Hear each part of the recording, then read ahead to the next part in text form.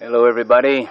In my quest for learning this craft, I searched YouTube, I searched everything I could on the net, and I found very, very little that was useful to me. Everything I had to do was trial and error mostly. It was on my own, I figured it out, and what I ended up with was an awesome specimen of a crossbow. And I say to myself, after I look at these commercial crossbows, this Barnett and this whatever other brands they have out there, and I say to myself, there's not a single one of those that I would rather have than what I have created with my own hands and my own blood and sweat. What you're looking at now is a couple of not the best arrows that I have, but just what happens to be around now, because you can lose them easily.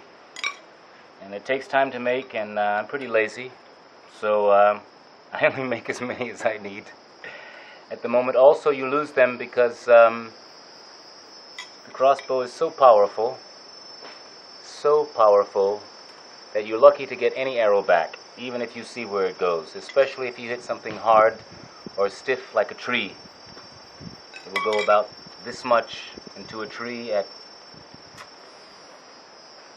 15, 20 yards, meters, and bends into all of this. I'm using aluminum. I went through bamboo, I went through different types of wood and materials. I decided on the aluminum tubes because they are easy enough to buy, consistent size. They remain they are very straight when you get them, and they're easy enough to straighten out mostly if you should happen to bend them a little bit. I use this kind of fletching, which is duct tape.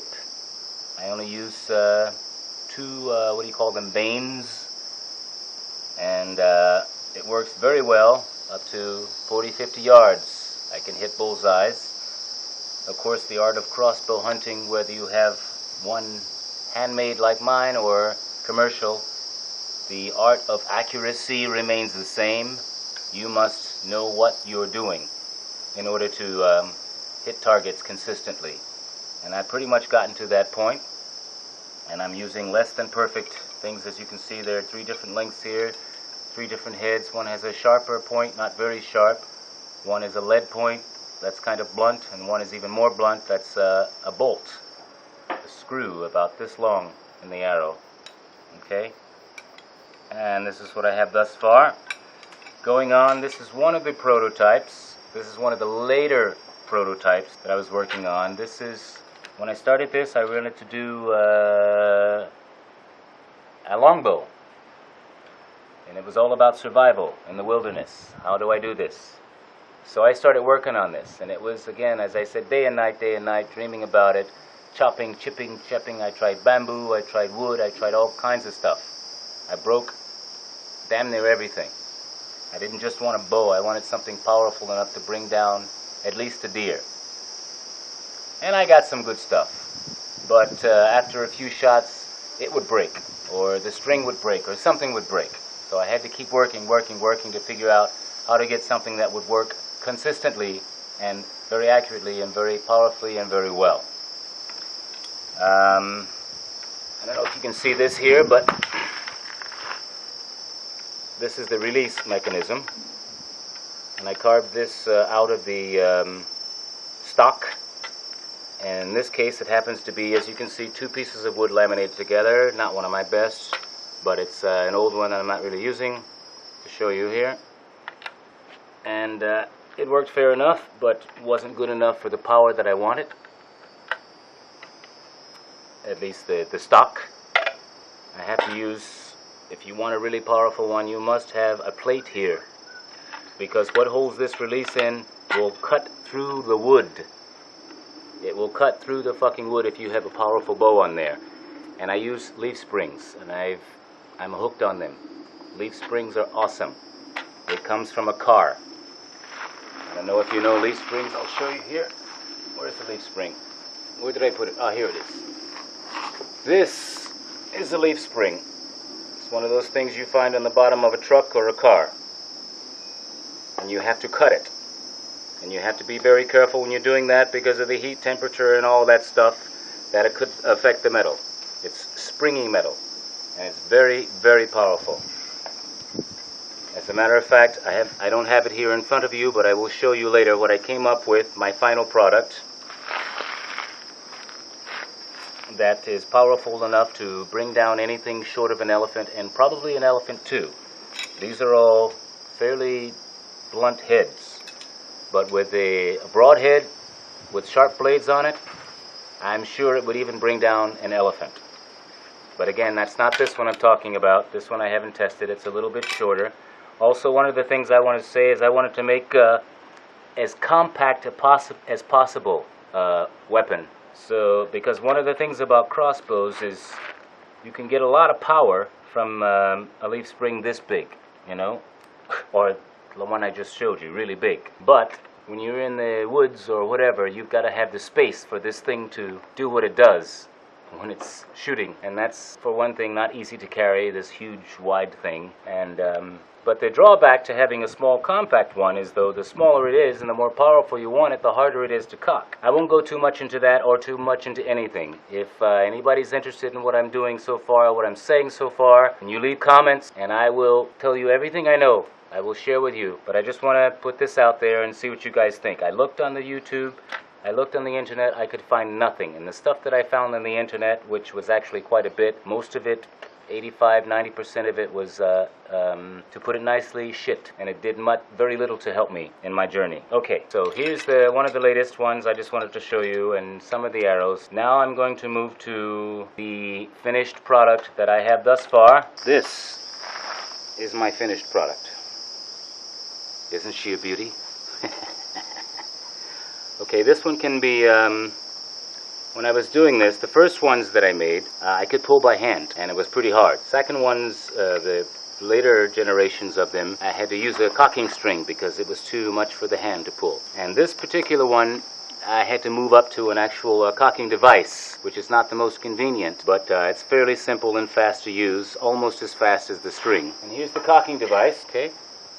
And I put a nice long arm on there because you get a lot of leverage, and it allows you to do it without much straining your muscles. But this is a thick leaf spring. It's about, it's a little more than 1/4 of an inch. What would they call it in centimeters or in millimeters? I think 6.5, 7 millimeters, which is pretty thick, very powerful. With these heads that I showed you, it does a lot of damage. Again, with a broad head, there's no limit to the damage it can do, and the whatever. It's very accurate. I added aluminum rails here on the top to put less wear and tear on the string, because that sort of thing will wear. One of the things you have to remember is the groove has to be perfectly straight.